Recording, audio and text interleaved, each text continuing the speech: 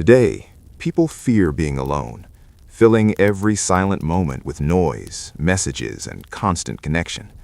But in 1900 America, one man discovered that walking alone was not isolation.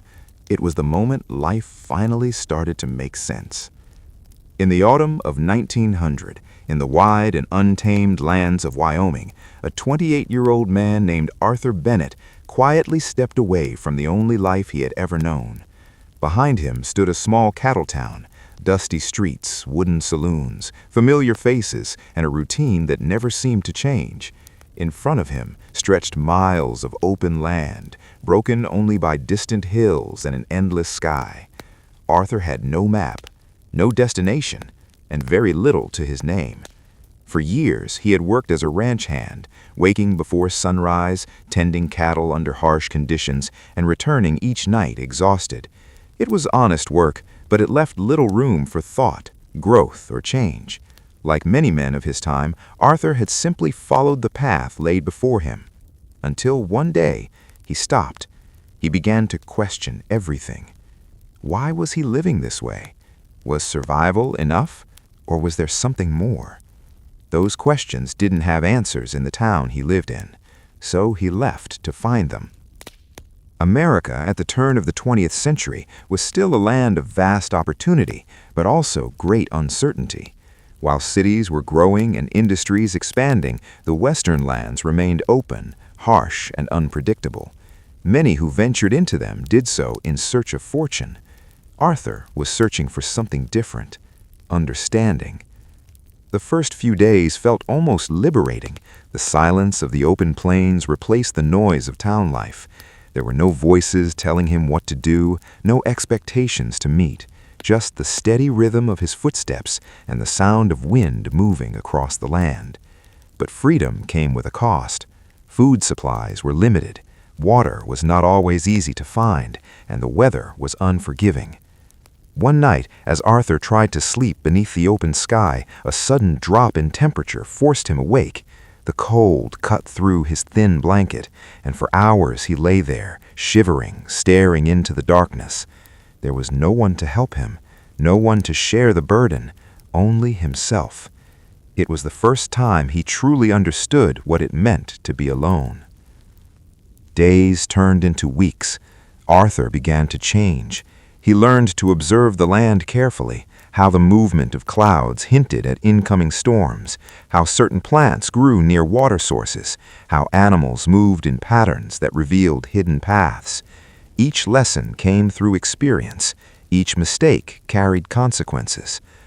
One afternoon, while attempting to cross a dry riverbed, Arthur misjudged the terrain. The ground beneath him gave way, and he slipped, injuring his hand against a sharp rock.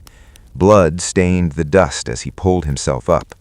He sat there for a long moment, breathing heavily. In town, an injury meant help. Out here, it meant responsibility. He tore a piece of cloth from his shirt and wrapped his hand tightly. It wasn't perfect, but it was enough. And that was the difference. Out here, enough was everything.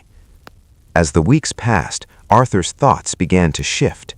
Without distractions, without conversation, without the constant noise of others, he was left alone with his own mind. At first, it was uncomfortable.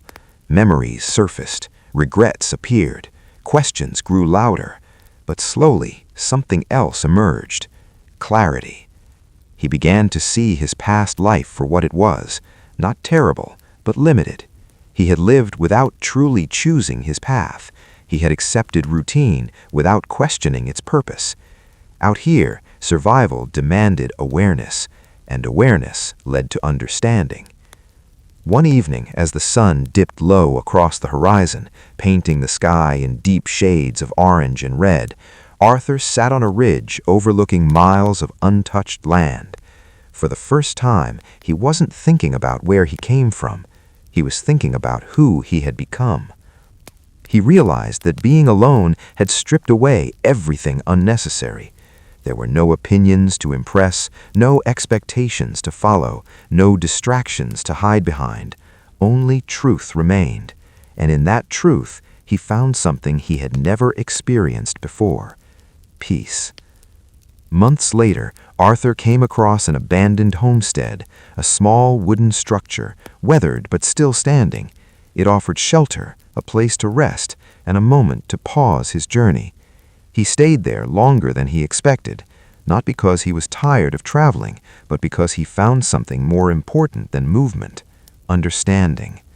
By the time winter approached, Arthur made a decision. He would return to society, but not as the same man who had left. When he walked back into a nearby town, people noticed the difference immediately. He carried himself with quiet confidence. He spoke less, but his words held meaning. He worked, but not out of habit, out of purpose.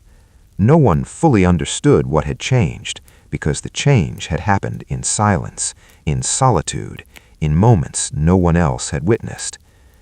Years later, Arthur would often reflect on that journey, not as a time of hardship, but as the most important period of his life, because it was the time he truly saw reality, not through the expectations of others, not through the comfort of routine, but through experience, responsibility, and self-awareness. Today, we avoid being alone. We fill silence with noise. We escape discomfort with distraction. But more than a century ago, in the vast open lands of Wyoming, one man discovered something timeless. Walking alone does not make you lost. Sometimes, it's the only way to truly see where you stand in life.